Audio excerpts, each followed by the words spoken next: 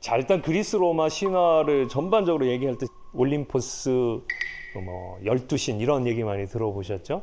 그 올림포스가 그리스 중부 테살리아 지방에 있는 그리스에서 가장 높은 산이라고 합니다. 해발 2,917m, 그러니까 백두산보다 조금 높은 산이죠. 그래서 제우스는 여기에 근거지를 세우고 형제, 자매, 그리고 자식들과 함께 이 12명을 구성하게 됩니다.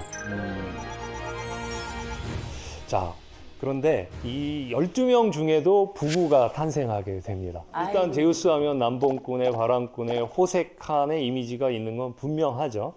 그리고 헤라 그러면 그 옆에서 항상 제우스를 감시하고 질투하고 또 부정을 저지른 대상에 대해서 복수심을 갖고 응징하고 뭐 이런 이미지가 있죠.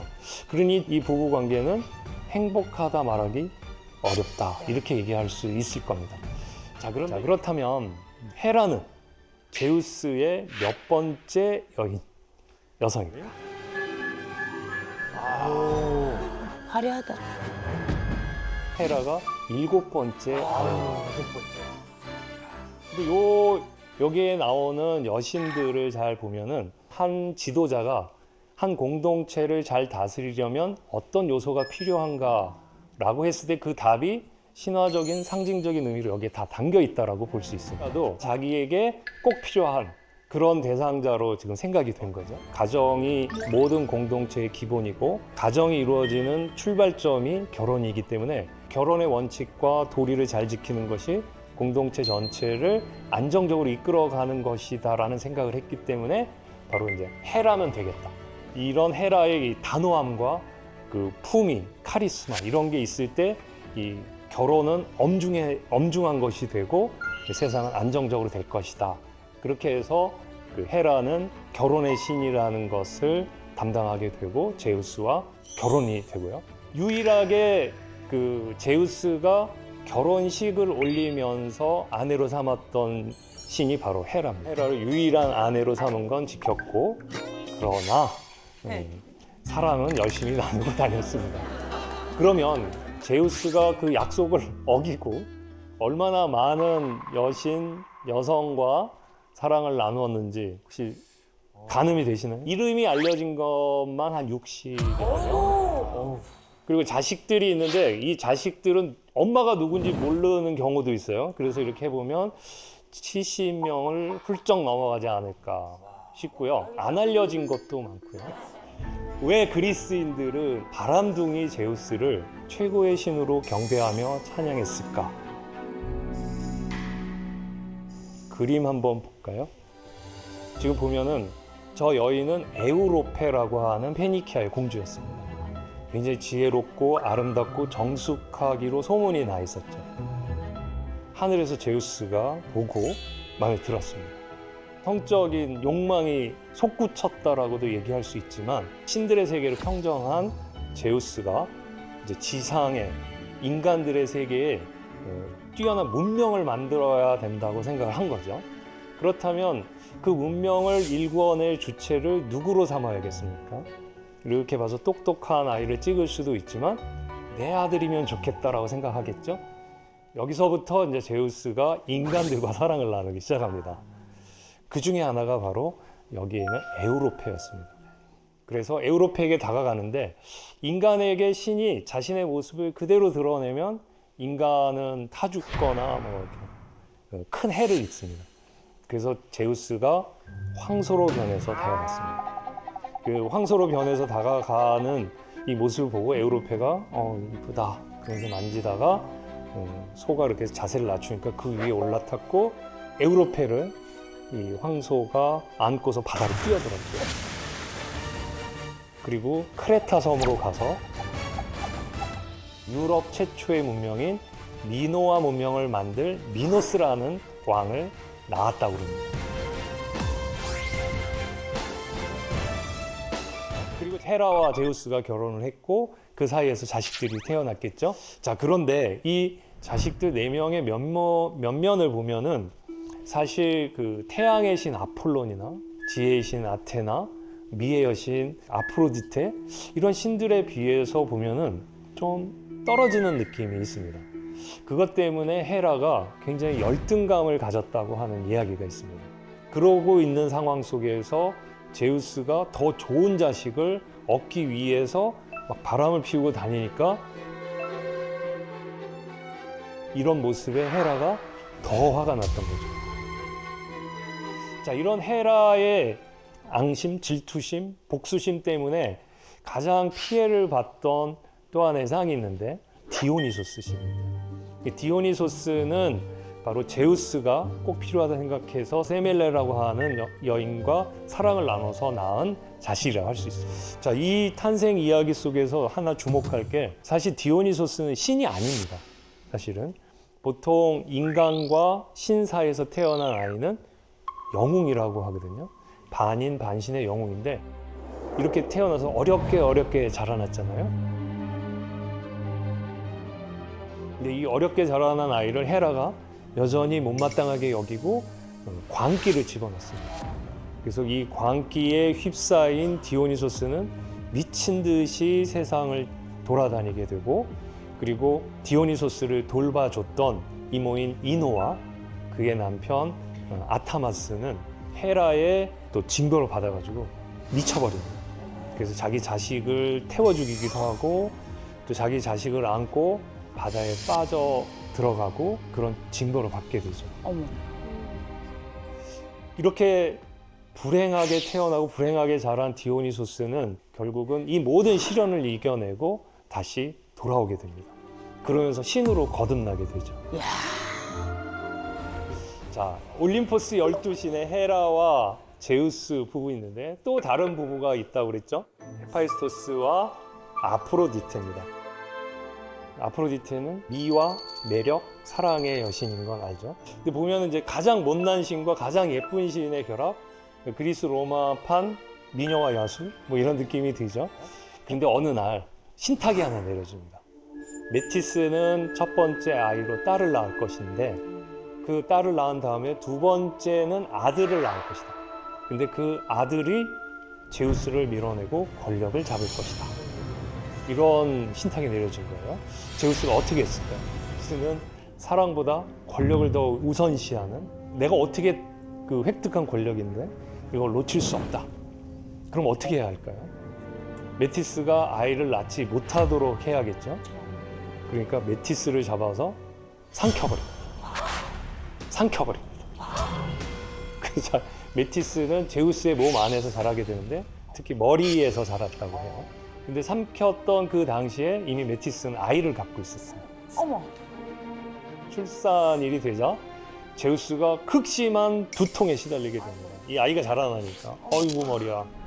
옆을 지키고 있던 프로메테우스가 고통받는 제우스를 보고 내가 해결해 줄게 하면서 옆에 있는 도끼를 들어서 머리를 때려줬답니다.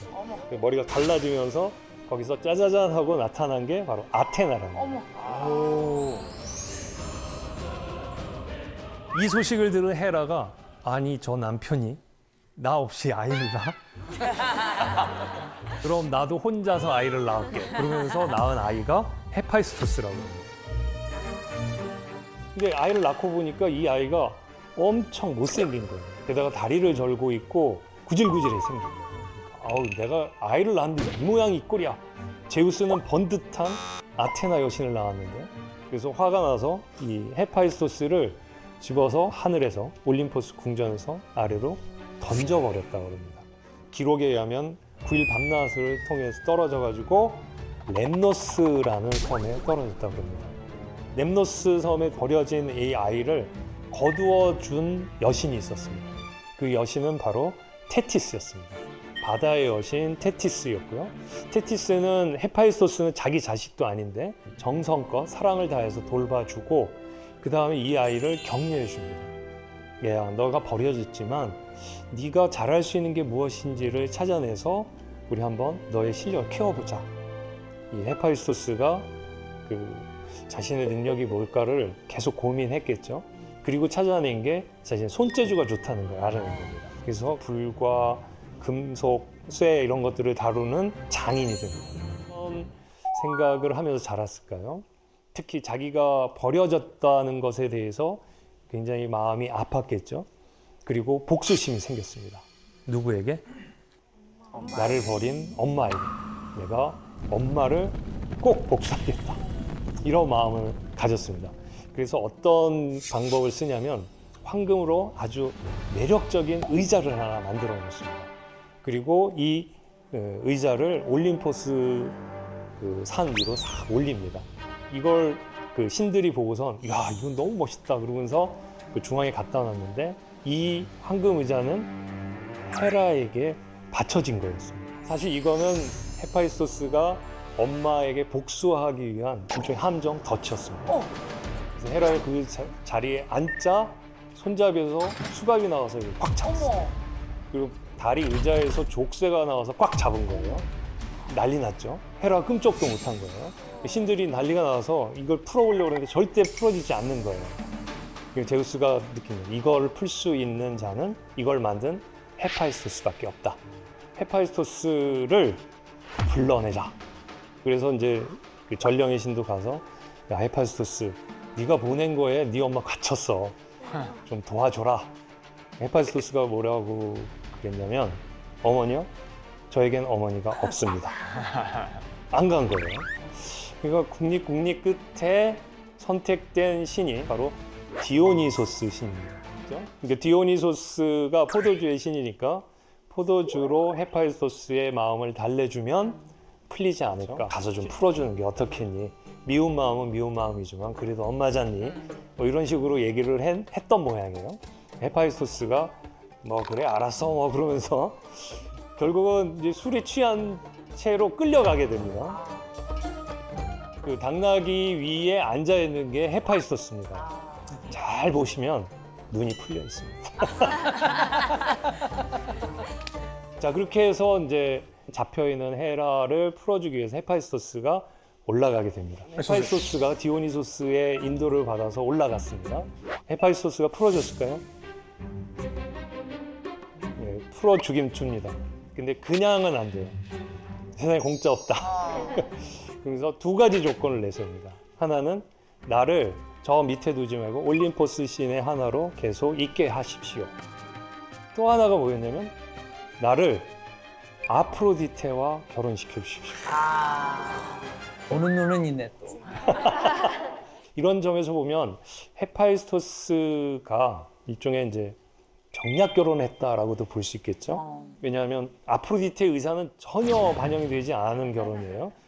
자 이러고 나니까 그 두 부부의 관계가 어땠을까 한번 생각해 볼 필요가 있을 것 같아요. 아프로디테는 어떤 여성이냐?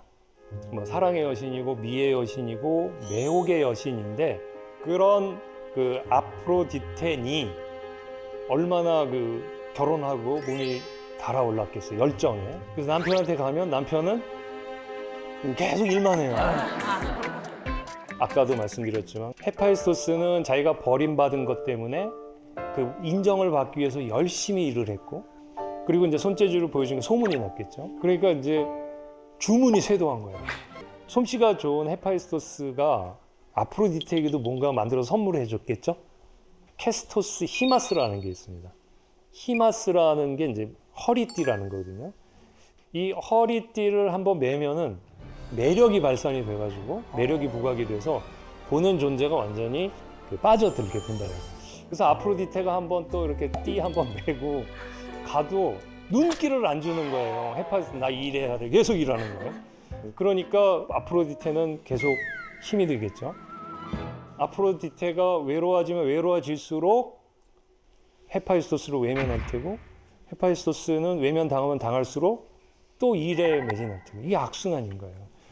결국에는 아프로디테가 그 띠를 다른 곳에 쓰기 시작합니다. 그래서 처음 찾아간 게 바로 아레스입니다.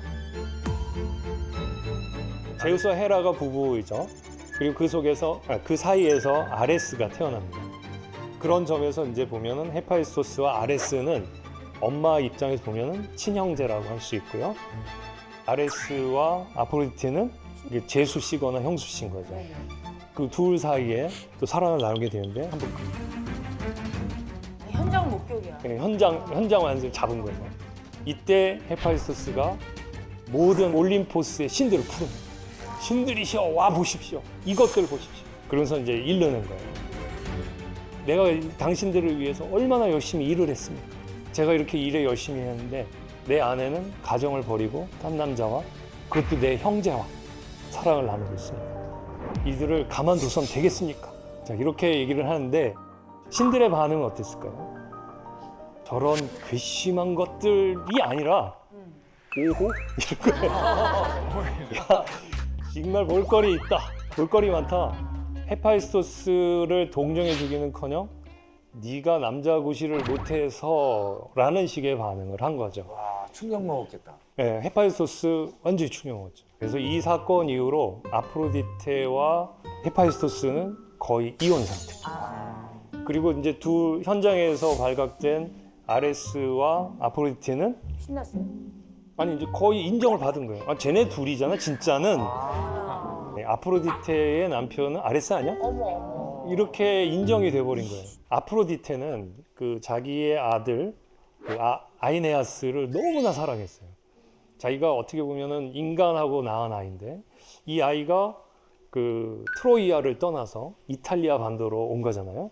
그럼 오게 되면 정착민과 싸움을 하게 되죠. 싸움을 하게 되는데 보니까 무기가 시원찮은 거예요. 정말 좋은 무기를 주고 싶은 거예요. 누구한테 가야 될까요? 이게 면목이 생기나요?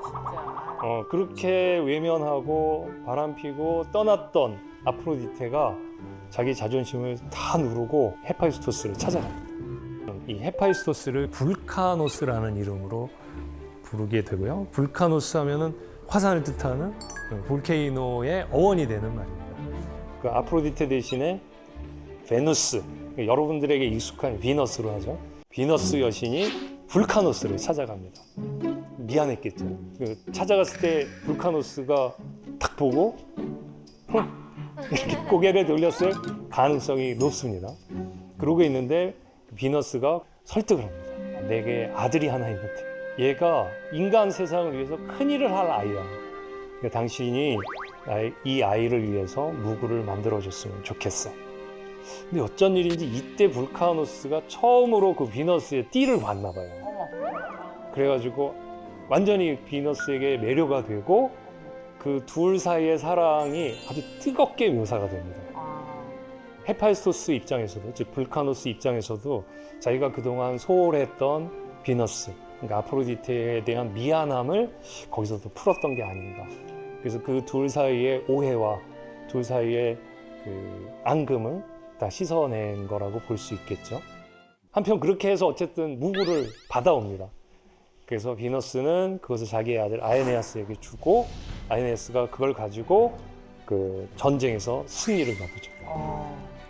그래서 나라를 새롭게 세웁니다. 그리고 이로부터 자손이 계속됐겠죠. 그래서 16대 손에서 태어난 아이가 로물로스라고 해요. 로물로스가 세운 나라가 로마고 로마는 이제 점점점 세력을 확장해서 지중해 세계를 전체를 지배하는 위대한 로마 제국을 만들게 되죠. 그 옆에 있는 사람 누군지 아시나요? 네, 아우구스투스 왕제. 로마를 공화정에서 제국으로 만들고 최대의 제국으로 만들 수 있게 기틀을 마련한 사람. 비너스의 아들이었던 아에네아스가 위대한 로마 문명을 만들었고 그 로마 문명의 제국을 만든 게 바로 아우구스투스다.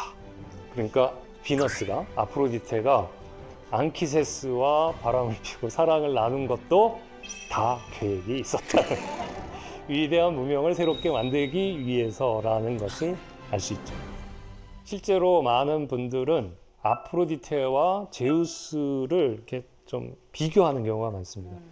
제우스는 남성의 성적 욕망의 상징이고 비너스, 아프로디테는 여성의 성적 욕망의 상징이다. 뭐 이렇게도 얘기를 하고요. 제우스가 자신의 남성적 가치로서의 권력을 확장하고 확립하기 위해서 바람을 폈다면 아프로디테는 어떻게 보면 사랑의 가치, 사랑이 세계를 지배해야 평화롭다. 아프로디테는 그런 그 어떤 이념이나 사상을 대표하는 상징적 인물이라고 볼 수 있습니다.